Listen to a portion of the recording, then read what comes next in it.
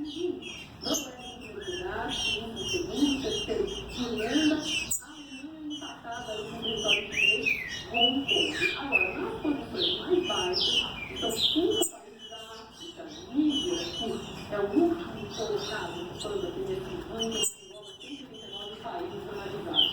Depois, República Centro-Africana, Chad, Sudão, do Sul e Burundi. E o Brasil, onde estamos nisso? O Brasil ganhou 1/100 em relação a 2017, melhorou um pouco, mas caiu uma posição e agora a gente está aqui no 79º lugar desse ranking.